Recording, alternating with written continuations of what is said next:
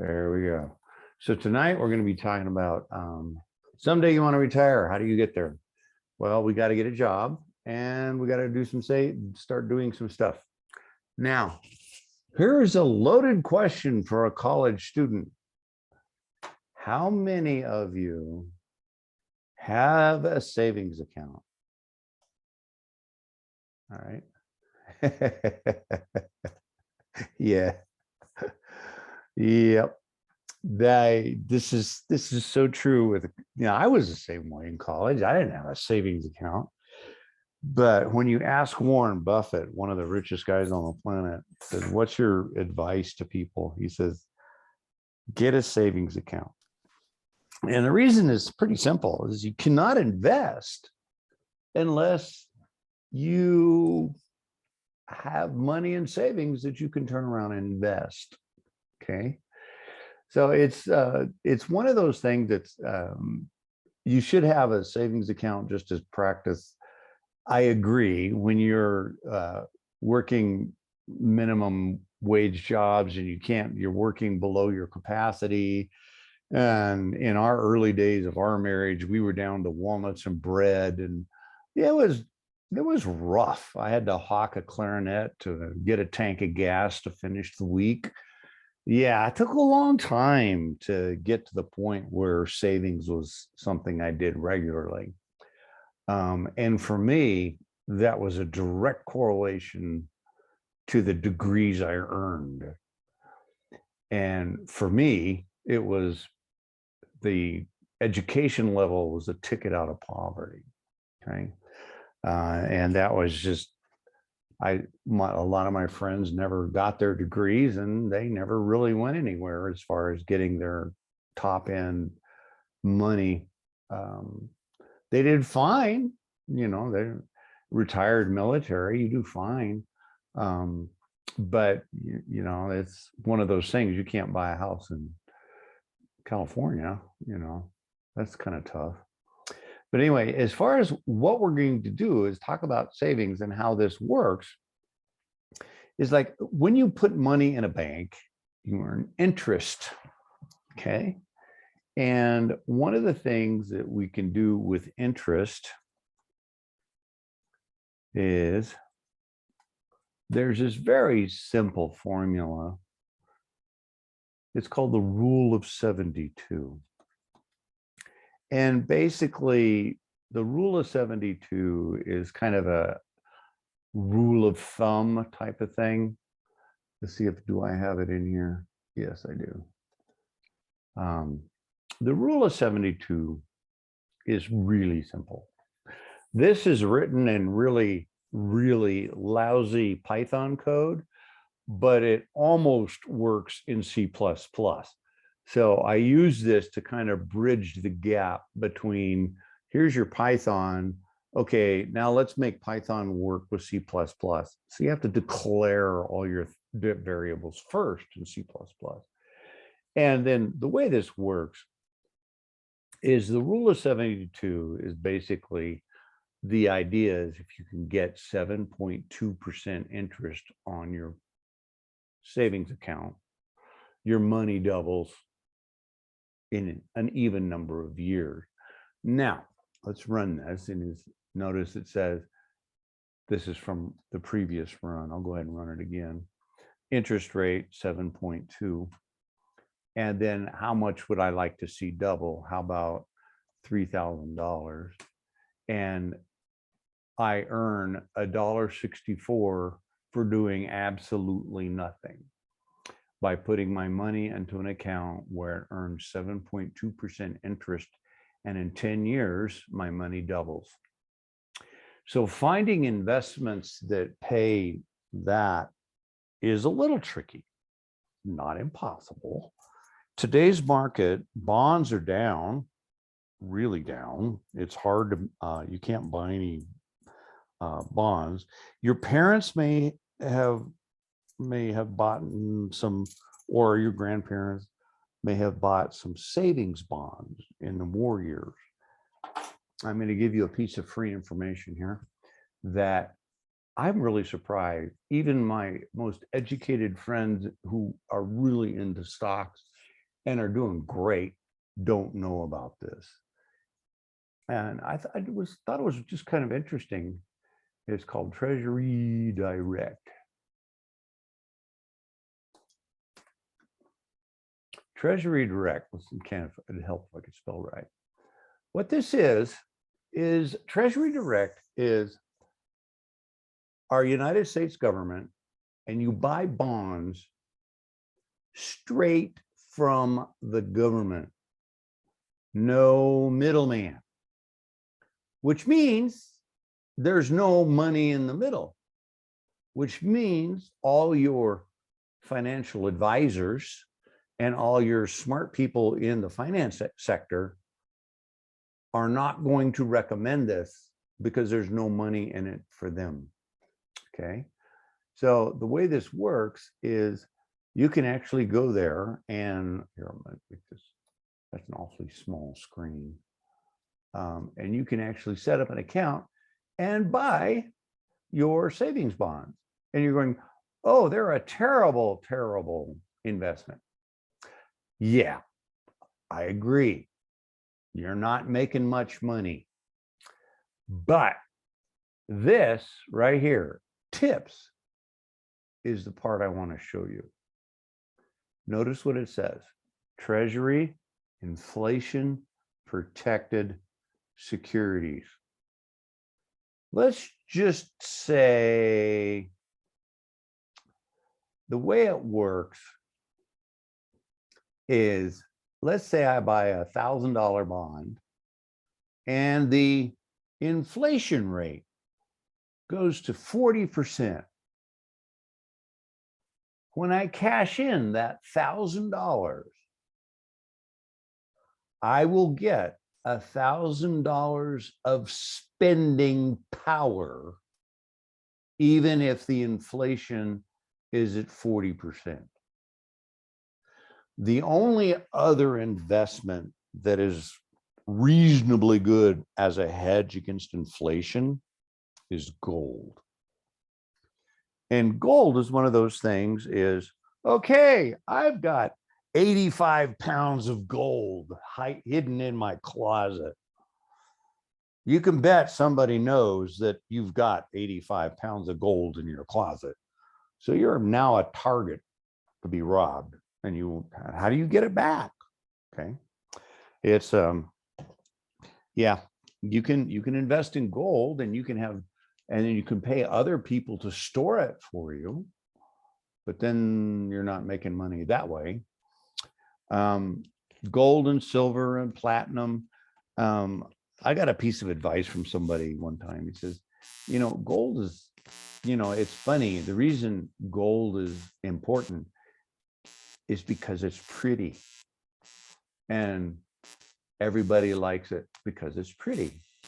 And it has a artistic quality to it because, gold doesn't rust or corrode. So you can set up a gold statue and it never needs polishing. Okay. So it can look, looks good. Where silver will, it turns black and then you have to buff it and all that stuff. But this treasury and inflation protected security, you will not hear about this from any financial professional because there's nobody. Okay. So you can buy tips from Treasury Direct. Okay. You can buy banker broker, but we're phasing that out. Now, the nice thing about this, minimum purchase, $100. Maximum purchase, 5 million. Okay. So you can do it electronic. And you can say, I want it to mature in 5 years, 10 years, 30 years. Now, what this means is when you buy a bond, and let's say you buy let's go with a 10-year bond at $100. Okay. I'm going to buy a 10-year bond for $100. What happens is I spend about $80. This is not accurate, of course. I spend $80, but the face value of the bond says $100. I will not get that full $100 until I hold it for 10 years. That's called when the bond matures. Okay. And there's all kinds of ways to do bonds. And for example, if you buy bonds from the state of California, they're tax-free for California tax. So if you're living on a fixed income and you're retired and you have a whole mess of bonds in state bonds by the California state, you don't have to pay tax on it. That can be a lot of money. The other thing you need to consider about quote getting rich unquote is getting your taxes in line. You should really understand your taxes. For example, you can write off using an employee expenses form all of your educational costs. And I did that for years. I was going to school, working, one class a semester, forever, but I would write it all off. You could only write off what wasn't reimbursed. So in that case, when I was looking for fosters, they paid about 50% of, and so I'd write off the other 50%, and it reduced my tax burden. So I didn't have to pay as much in taxes. So understanding your taxes is also another way. If you don't itemize, try it 1 year and see if it helps. Try it another year, see if it helps. You actually have to be in debt before it really starts to help, like owning a house. You can't write off student loan debt anymore. You can't write off credit card debt. Okay. Oh, random static noise. Who else is hearing that? Anybody? Is it coming from my speaker? Okay. Random static.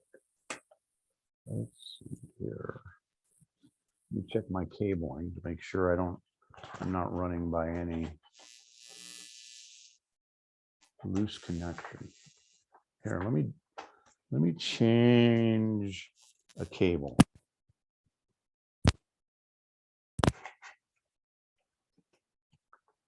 How's that? Any better? I had an extension cable. Okay, so it was probably the extension cable. That's good to know. All right. Well, thank you for letting me know that. Yeah, I use the extension cables, and I'm working from my home office today, so I'm not in the classroom. Yeah, so I have different technology that I'm working with. Isn't this fun? Okay, that's better. Okay. So these bonds that are tax-free from the state.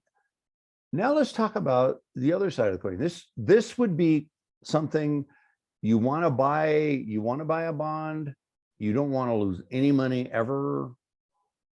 You can't go wrong with these bonds. Okay. If you invest in stocks, well, yeah, you can lose a lot of money. There's an old saying in the commodities business. If you want to be a millionaire in soybeans, start with 10 million because you can lose it overnight.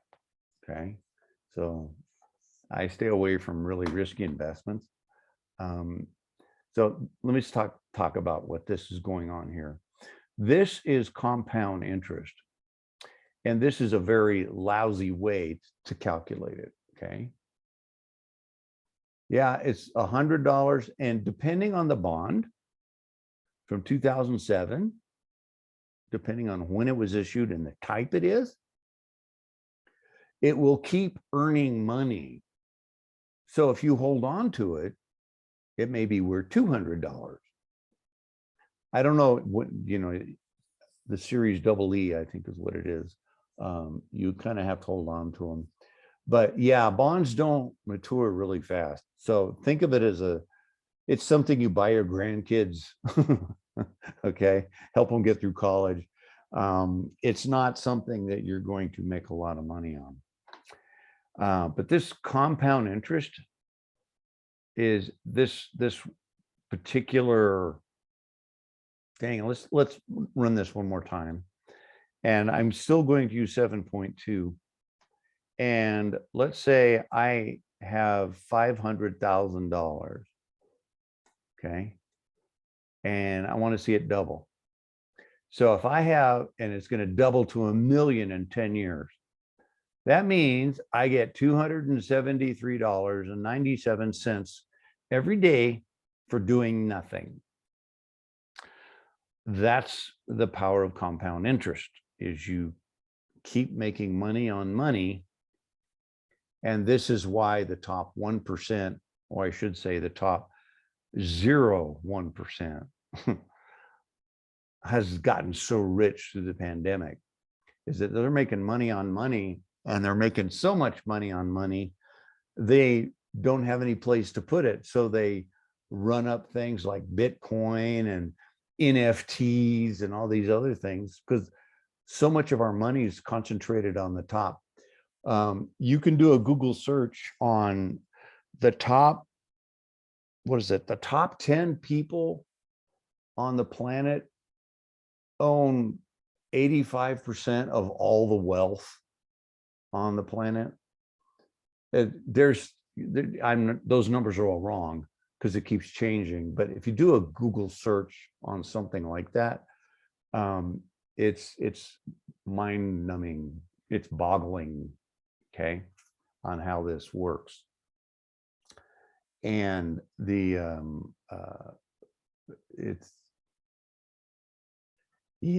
I'll talk about that topic in a minute. So what I want to do is, these folks, I've followed these guys since they started, and they are the buy and hold mentality. Think of them as Berkshire Hathaway, but 35, maybe 50 years younger. It's a set of brothers, and they started it. One brother retired and is using his income to help, and he's paying it forward. He's taking his thing, and they have Invest in Basics. You can look at this stuff. And then basically, it's really simple. You pick, and they recommend let the winners run. And then, right now the market's really volatile. What does Warren Buffett say when market goes down like this? Does he say sell? No, don't sell anything. That means there's really good deals to be had. Go buy more. That's the secret. When everybody's panicking and selling, that's your cue to go buy something. When everybody's buying everything, that's your cue to sell something. But so much of our financial decision making has nothing to do with our intellect or our intelligence. We buy on impulse. Why do you think there's candy bars and gum at the checkout counter at every single grocery store you go to? It's an impulse buy to get you to buy something you don't need. And that's what credit cards do. They convince you to spend more than what you really have, and then you make small payments on it. There is a wonderful video called The Secret History of the Credit Card. And it talks about there's no way you're ever going to get out of debt until you get rid of your credit cards and pay them off. I have a credit card. I have a credit card with a really high limit. I pay it off every single month. I pay all my bills. I do everything. I keep track of it, and I pay it off every month. And I am not a good credit card customer. They don't like people like me because they don't make money off me. When you roll your credit, so say you put $1,000 on it for something, the credit card interest is like 22%. It's ridiculously high. Let's go back to this and say, all right, it's 22.2%. And what happens is the credit card company is now making money off you. Okay. So it's like you get, what ends up happening is the credit card company makes a lot of money on these really high interest for the convenience of letting it roll over. Because if you pay it off every month, you don't get the accrued interest. And then you say 0% interest for the first 3 months, transfer your $15,000 balance. And then you read the fine print and boom, it goes up to 18%, 19%. And now you're paying out the nose for the privilege of the thing you bought for $1,000. Let's say it was a TV. And let's say you pay the minimum payment. It's going to take you 20 years to pay off that $1,000. And you have paid back the credit card company close to $15,000. And there's numbers for that. Credit card interest rate calculator. If this is new information, let me know. I'm curious. I don't want to waste your time. Credit card calculators.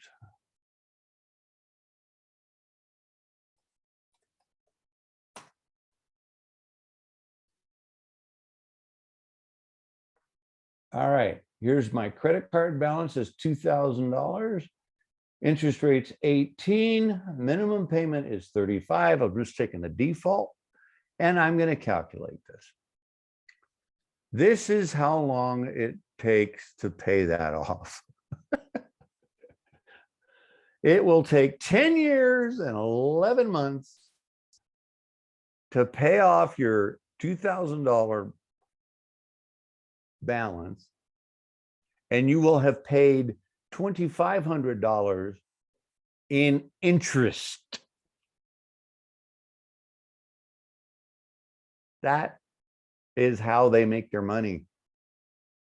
You have this fantastic convenience of rolling it on to your credit card.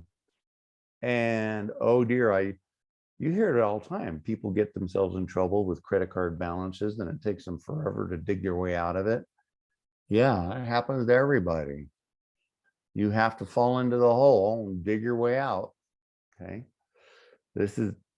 It's really, and when you're, let's say you've got 5 different credit cards and they all have balances on them, it means that you kind of have to stick with the job you don't like because you've got bills to pay. When you have no credit cards and no outstanding credit, you have an awful lot of freedom because then you can go take a job where you get paid less and you still can live fine. There's an old saying, if you live below your means, you always have enough. Okay. So don't spend every dime, you know, pretend you're poor. And well, sometimes you don't have to pretend. You know, the idea is that you want to keep spend your money on the things that mean something to you, like trips, going places.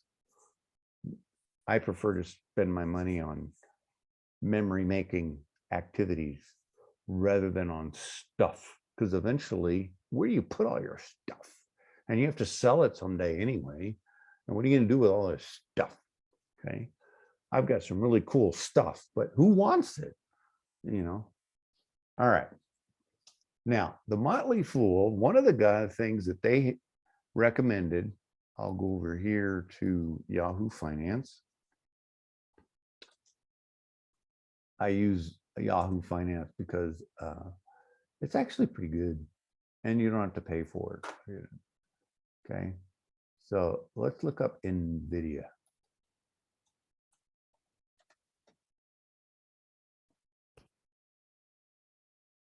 Meta stumbles. Yeah, let's try that again. And there we go. NVIDIA, that one. Okay. This was one of the recommendations our good friends at Motley Fool made. And when you look at this, this is the daily, this is what's going on daily. So let's look at a 5-year trend. So we're talking $25, $26 from that point in time up to a high of around 300 or so on. Okay. So it's around, let's say 200 bucks from, let us say $25 to $200 in the span of 5 years. Do some quick math and you can discover how much interest that is actually, how much, like if you bought $200 at 20 and held it for 5 years and sold it at 200, just do the math. 5 shares at 20, how much is that? And then you say 5 shares at 200. That's a pretty good return on investment. This was one of the recommendations from Motley Fool. And what they do is they say, this company you want to buy and hold. Okay. And when they talk about the this number here, is it overvalued compared to their financials? Okay, let's look at Tesla. Okay, Tesla stock is really, really high in general. Okay, it ran pretty flat for an awfully long time. Okay. Okay. It was right around, $5 a share back on 2012. And then you can see it wasn't worth much back then, but then you start going up. Now it's what, 800 bucks a share? Well, here's the interesting fact about Tesla is that people see it as a harbinger of things to come. Electric is coming. But the financials, they're still not really that profitable. Okay. So when the Motley Fool, I like their recommendations because if a stock is disconnected from reality and it's flying high like Enron did, and there's no real financial reality underneath the high flying stock price, you're going to get surprised. Now, I personally don't own Tesla. One, it's a little expensive for my taste. That's a lot for a share. And I can't see the underlying financials as being solid. They don't seem to, doesn't seem to make sense to me. Okay. But this is another company that if you want to check into is the Berkshire Hathaway, what they call, this has been a steady performer. I do own a couple shares of this. This is Warren Buffett's stock. And what he did is when you buy a share in this Berkshire Hathaway, you actually have a piece of about 70 different companies. Because what he does is he finds well-run companies with really good management teams that know their product and they know their market. They just need an infusion of capital to keep going. Those are the types of companies he likes to buy into. Coca-Cola, and there's some high-end uh, uh, manufacturing, very precision manufacturing for jet airplanes out of Israel, 70 different companies. And it basically, it's like an index fund. It just kind of goes up and down with the stock market, but it actually does a little better than an index fund by itself. But the nice thing about this is it's really stable. You know, it does have its dips in 2020, you know, and then it dropped. You know, why did it drop? Well, what happened in that era? What happened around March of 2020? Yeah, COVID. So everybody went down, but look where it is now. It's churning right back up. So, and this is, you know, this, if you're going to buy one stock, this is a good one. The financials are connected to reality. So the money that you're making, they can prove it. Okay. And that's what these numbers are. Okay. These numbers, I'll let you explore what all that means later. Most of you are probably not even listening. But if you want to buy a really expensive piece of stock, this one, it's only $500,000 per share. Now, who buys this? Employee retirement funds, STRS, PERS, you know, this is how he originally did it. He sold off and created the B shares so he could buy the railroad. And what was interesting is that, why do you want to buy a railroad and all it does is transport coal? He never really let on. But did you know that the railroads also own the fiber? There is dark fiber, i.e., it's not lit up along all the railroads. So the real money isn't in coal or train. The real money is in the future of fiber. No wonder we bought a railroad. Yeah. Okay. So what do you need to do? Start saving. The way, a couple of easy ways to do savings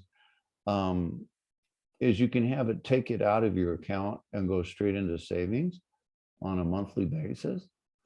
Or you can actually open a separate account in another bank, and then you can have an automatic transfer set up between your two banks, and then the money goes from your primary bank to your savings account. When I got paid back in the day, I'd get my money in cash, and I'd have, you know, at the time it was a lot of money. I'd put, I don't know, $150 in cash in an envelope in my glove box in the car. That was my gas money. So that gas money is how I made my money, because I drove up and down the valley fixing copiers and computers. So I got paid a mileage rate. Okay. So this mileage rate at that time was about 30 cents per mile. Okay. So if you take 30 cents per mile, I'll go over here to do this, and I'll insert cell below here. Insert cell below. Click.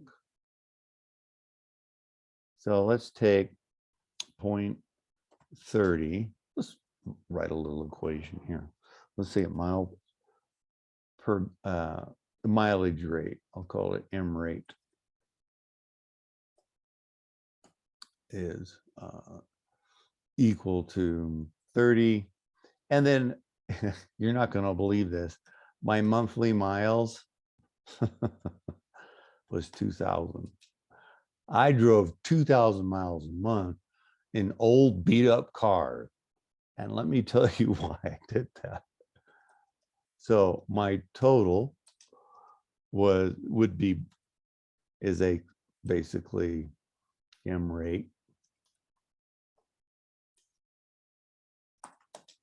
times miles. And then I'll just print total. Now I can make this a lot easier, of course. Okay. So I made $600 a month just driving. And a lot of the guys I worked with said, oh man, you make so much money on mileage. I'm going to go buy a new car.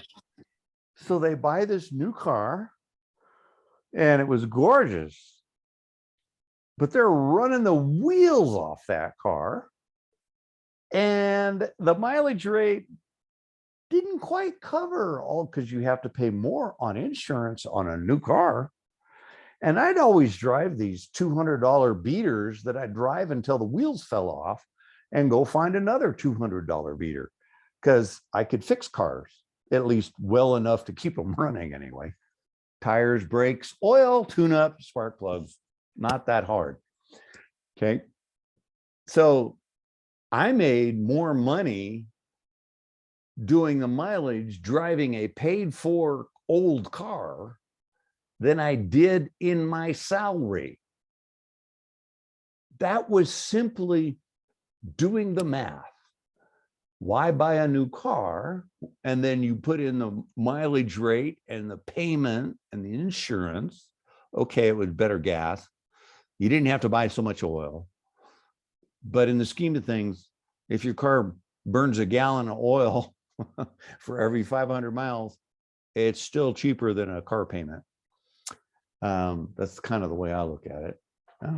So, you know, and if you buy a new car, yeah, it's one of the investments that's actually one of the worst investments you can think of, because as soon as you drive it off the lot, let's say you buy a $40,000 car, you drive it off the lot, drive it around the block, and you say, I want to sell it back to you.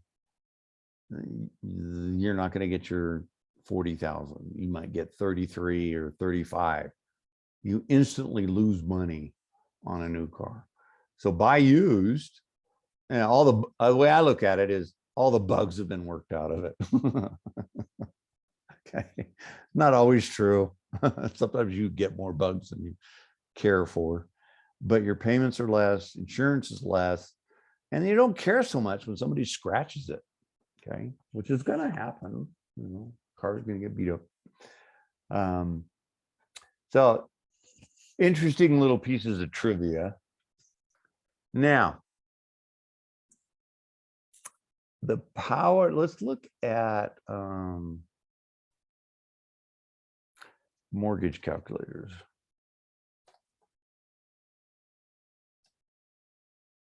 I'm sure some of you have been playing with this. Okay. Well, just looking at that one, monthly payment, include taxes and fees. This is the loan amount, 30-year fixed, 4.75% interest, $1,200 a month for your payment. And then you have to look at how much you're paying in rent. Well, I'll never have enough for a down. So how do you get a down payment up? Well, there's little things you can kind of do. There's FHA loans, which are designed for first-time home buyer, where you don't need quite so much down, but you still need a down, but you pay more with their monthly insurance, their mortgage insurance. Okay. If you're a vet, you can have some guarantees that way too. But I will agree, getting that first down payment is hard to get your first house. There's no easy way to save up that much cash to be able to get your house. Okay. But once you get into a house and you make payments on it, now the argument is your home is your best investment. Well, it may be. You really should consider your home just that. Your first home is where you're going to raise your family, and it's going to be a home to your kids. Okay. It's not an investment. Now, you can look at it that way. That's fine. But, you know, if you're going to live in it, and this much I can tell you, if you have an old house that needs fixing up, that's a real marriage stressor. You don't want to live in a construction zone. It makes your marriage miserable. Makes everybody miserable. So finding a house, you can go to Zillow and look at reasonable houses. And you know what? You have to get out of California. You have, you know, like you can't go to Austin or Salt Lake or Boston. Some of these big metropolitan areas that are growing so fast, there's no affordable housing anywhere. And why is that? Well, let's look at the macro econ. You go way back in time when we had the housing and loan crisis. The savings and loan crisis in 1980, where the savings and loans went bankrupt. Okay. And then we had super high interest rates in the 80s. And then in your lifetime, we had the housing crunch of 2005 and so on through 2008. What was happening is they had these ninja loans. They called them ninja, no income, no job, no assets. And you could still qualify for a $400,000 house. You buy the house, you can't make the payments, and you default. You walk away. What the banks do? They held on to them. The banks know what's going on. So they just held on to these houses, and guess what? Houses have shot through the roof. And a lot of the people that were doing construction got out of the business. You know what? I said, yeah, I agree with Nick. I'd rather live in my car, how high houses are. That is a thing. That is a real thing of living in your van. And I do want to show you some of this stuff. You're going to love this. This fits right into your, I'm not a prepper by any stretch of the means, but I keep tabs on things. Water from air. Yes, this is a thing. Think of a dehumidifier on steroids. Now, let's put one in your car. Put some solar panels on your van because it needs electricity. Now you have water from air in your van. You're getting really close to living off the grid. Maybe a shower would be nice. These little guys don't make that much water, but I'm telling you, I think Ford should make a car that is self-contained, that's a little box that you can live in, and you drive to work and live there for a while. Because that's the gig worker thing, like at Amazon and some of these big warehouses, that's where things are going. 50 liters of water. That's pretty good. That's an awful lot of water in one day. Now, agreed, it will work better in wet environments like the Northeast or Northwest or anywhere where it's high humidity. It will work in desert, but not very well, okay? Because it has to pull moisture out of the air. And if there's no moisture in the air and it's really, really dry, it's just going to take longer. Okay. So this is something. Okay. It's called the AWG, atmospheric water generator. Okay. And put one in your car and you're good to go. All right. Now all you need to do is figure out, use the gym for a shower. Yeah, you're not the only one that's done such things. There's a whole thing in van life.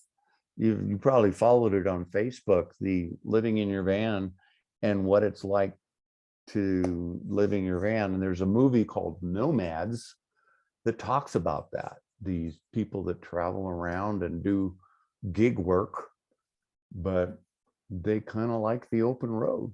They like the freedom of being able to go where they want to go when they want to go. And if you have a reasonable internet signal, down there's a bunch of ways to do mobile internet.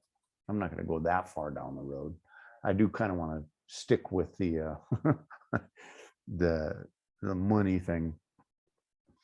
But in personal finance, step one is a savings account. I agree. It's hard to start a savings account. It's really hard. There is a book that I recommend to people who are starting out. It's called the Millionaire Teacher, I think. Millionaire Teacher. Yeah, this is the book. And his 9 rules of wealth that you should do. He's a school teacher. He retired at age 45 and he's traveled the globe because that's what he wanted to spend his money on, travel. So he and his wife have been traveling all over the place. How did he do it? His approach is really simple and you can't go wrong with his approach. He calls it the couch potato portfolio. You buy into these index funds and you balance them once a year. Pretty simple. Okay. And it tells his story. And I think he has a website somewhere. Yeah, here he is. He's probably made more money after the book and everything else that, yeah, so he's got a new book out. So the Millionaire Teacher, this is really, it's straightforward. He's high school English teacher, debt-free. And once you got debt-free, your world really opens up. You can go do things, okay? So it is possible. And of course, he's probably made all kinds of money writing books and selling his common sense advice to people who will listen, okay? But compound interest is your future, okay? That's where you can make your money. Now, let's reverse this. So if I was a person giving you a credit card, and that credit card, you have $2,000 on it and you have to pay me 18%, and you give me the minimum payment of $35 a month, okay? I'm perfectly happy taking your minimum payment because out of that $2,000, I let you borrow in the beginning to buy your new TV. I will not only get that $2,000 back, but an additional $2,500 back. That's the power of compound interest. Why pay it when you can get it? And it starts with a savings account, okay? And it helps to get out of debt, but I agree, it's hard to get out of debt when you're when you're on student wages and you're working part-time between 2 jobs and you get sick and all of a sudden nothing's covered by insurance. And Yeah, I've been there. It's no fun. Okay. But this, saving consistently is the ticket. And it's nice to marry somebody rich, but that doesn't always happen. Okay. All right. Okay. Oh, alternative housing. You can get into all kinds of alternative houses with the tiny house. Do a Google search on tiny house living. You can buy these things on a trailer and they're off grid ready, and all you need is a plot of land somewhere and you're ready to rock and roll. Yeah, but you still need groceries. Okay. Still need health care. So it's all fine and dandy in theory, but the devil's in the details. Okay. But a few things, I just wanted to touch on a few things tonight regarding personal finance, because I've met many students who are just so struggling, and they have this basically crushing credit card debt. Okay. These credit card debt it's insidious. That means it's very evil. Just get rid of them. Pay them off every month. Make that your ambition to start with, is to get out of credit card debt, and then don't use it. If you don't have enough money to buy a $2,000 TV, don't buy it. Go to Goodwill. You'll probably find one there for $20, and it'll probably work. And if it doesn't, you're out $20 and you can take it all apart and figure out how it does work, or maybe you can fix it. Okay. Yeah. There's voxel houses. There's a bunch of them. Yeah. Maybe Elon Musk is living in a small house because he's getting ready to go to Mars, right? He's a sharp cookie. I'll say that. SpaceX and what they've done with that, and his satellites. I don't know if you saw that he put up 200 satellites and 20 of them got blown out of the sky from an EMP, electromagnetic pulse from the sun. Okay.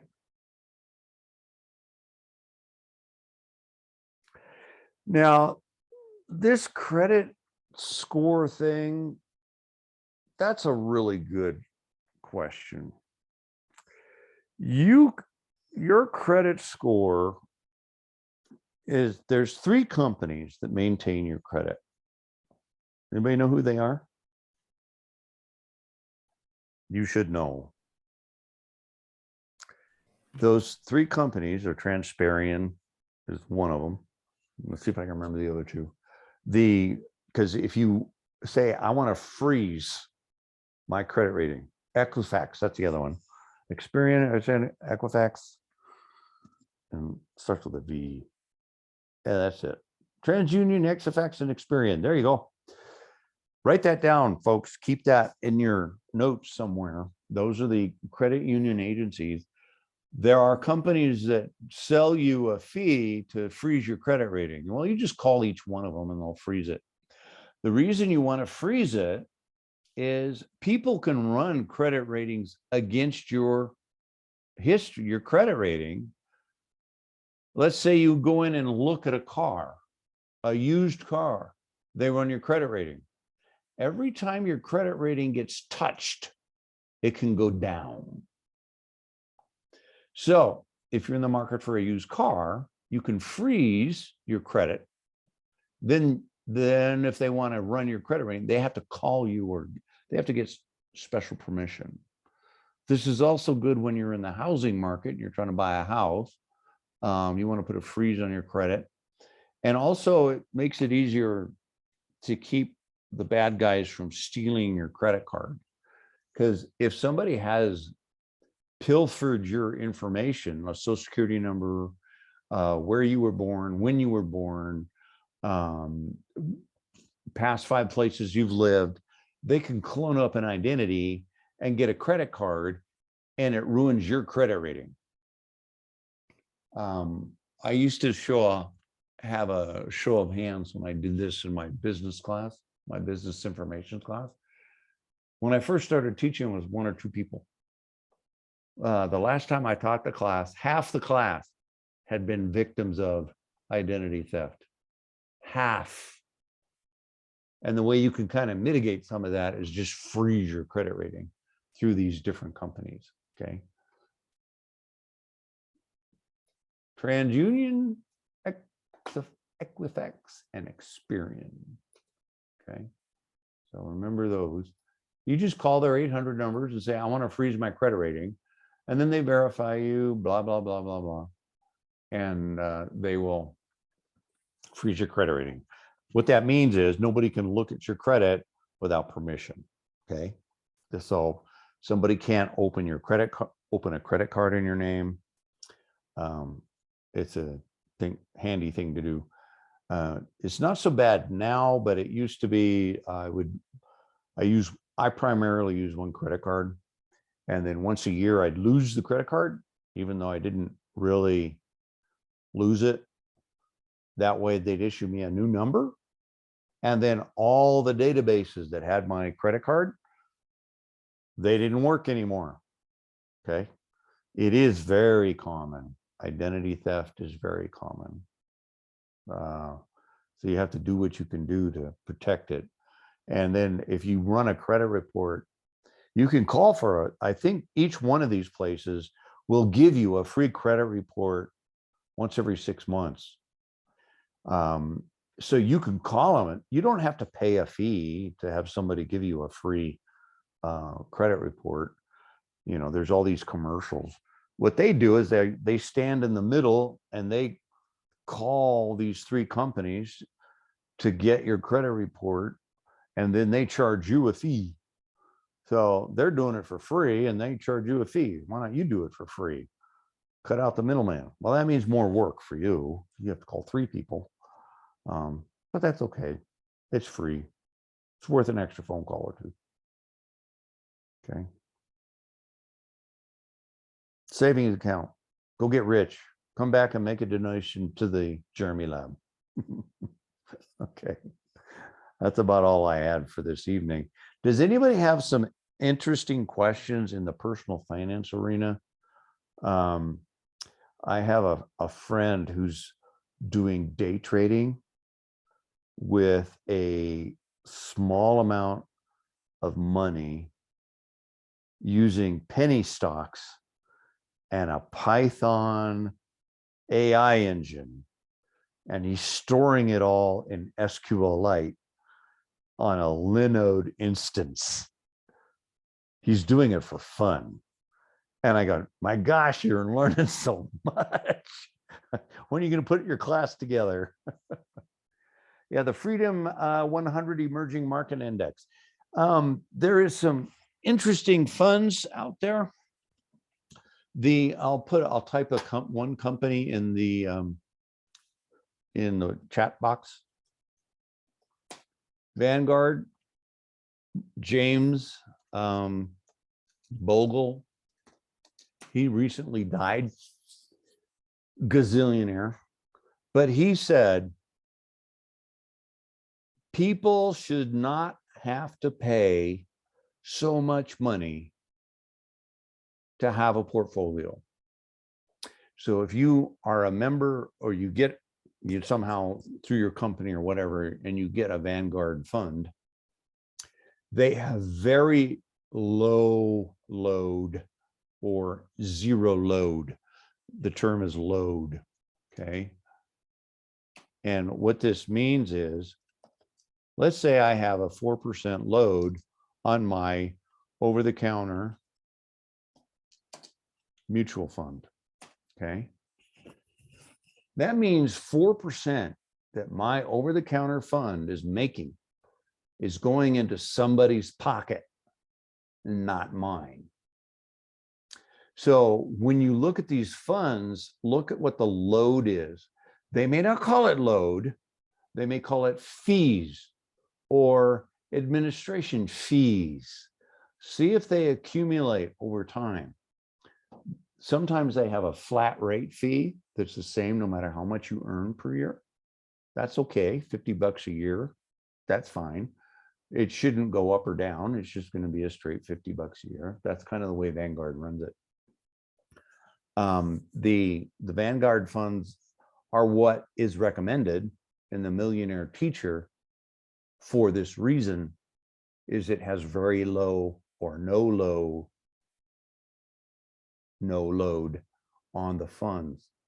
And the ones he recommends in his first book, they've renamed them. They do that all the time. They rename their funds, they shuffle the money, and so on and so forth. The thing of it is, there's so much AI running portfolios right now. It's a giant black box. This is why we have not seen a massive dip like we did in the Black Monday, whenever that was, where the stock market just went crazy, and somebody made a typo and the market started selling everything off, and it just plummeted, a crazy. And that was before they put in the what was it, this automatic stop limit on the sell of stocks. So if things go crazy, there's an automatic cutoff. But they do that on the downside. There's an automatic cutoff on the downside. There is no automatic cutoff on the upside. What's that say? The game is rigged. Yes, it is. The game is rigged. So the only thing you can do is eat the emperor's grain, meaning find what the big guys are doing and kind of ride their coattails, and maybe you can get some crumbs. No way for the little guy. Yep, AI feedback has caused cutoffs in about recent years. That's because they had some problems when AI didn't have anything on the downside. Okay, so when the market goes too crazy and everybody and his brother start selling everything, the market automatically closes. But when it's going the other way and the market's really hot and everybody's buying everything, well, there's no cutoff on going up. Yeah. Bias, implicit and explicit bias. Yeah. AI has a problem. All right. We'll watch a video on the Millionaire Teacher and see how he did it, and start a savings account and burn up all your credit cards if you can do it. When I had to hawk my clarinet to, I was a music major, so I had a raft of music instruments, and I wasn't very good at the clarinet, so I had to sell it. It was a really nice clarinet, though. It was ancient. It was from the 1930s. It was really nice. I got $20 for it, and that was enough to get the gas in the tank to finish the week. And I never went back and got it. I probably should have, but oh well, life goes on. But my first credit card was a gas card. And oh my God, that was awesome, because I could actually buy gas instead of selling instruments. It was wonderful. And I would always pay it off every month, because, your 2,000 miles a month was not 500 miles a week. It never worked that way. One week would be 1,500 miles. The next week would be 100. You just never knew. But having a gas card. And then once you got the first credit card and you stayed regular on it, paid it off, your credit score would go up, and then you can get another credit card. And once you get a decent credit rating, they send you credit cards. Just sign here, use it. Drop it in the shredder. No, thank you. I don't need any more credit cards. There's a point where having a good credit rating works against you, and that means everybody wants to call you and give you another deal. No, I'm not interested. Thank you very much. I got one credit card, and it's through Fidelity. And the way it works is that instead of money back, they give me $50 so I can buy stock with it. And I put everything. on my credit card and pay it off at the end of the month. Food, gas, eating out, clothing, anything, everything I put on my credit card. Starbucks, no, I pay cash for Starbucks. Then that way I don't spend too much on Starbucks. So if I don't have cash, I don't buy Starbucks. But that credit card is you get to a certain point and they give you cash back in the ability to buy a stock through Fidelity. But that's a tough credit card to get. And you have to have super steady income, and it has to be fair. I don't know how high it is, but it's probably not as high as it used to be. But that's the credit card I like. I like, the cashback cards are great, but I'd rather have it go into my stock market so I can actually go buy another share of stock in something. Of course, the stocks I like are really expensive, like Google, Alphabet, Nvidia. They're expensive, but boy, do they perform well. Okay. Yeah, they are safe bets. Okay. Next week, we have Michael Klein, who is a graduate of MJC and CSU Monterey Bay, and he now works at the district as a developer. And it'll be fun to get his story. The week after that, we have Scott Fernandez, who is one of our IT networking gods, who has built out our network. Because when we first got here, or when I got here in 2005, they were on some pretty old, dilapidated equipment. And through Scott and his team and some folks that have come and gone since then, of course, there's been some amazing improvements in networking and the speed of net. And you can run a speed test at the JC, and it's really kind of mind-numbing how fast it is.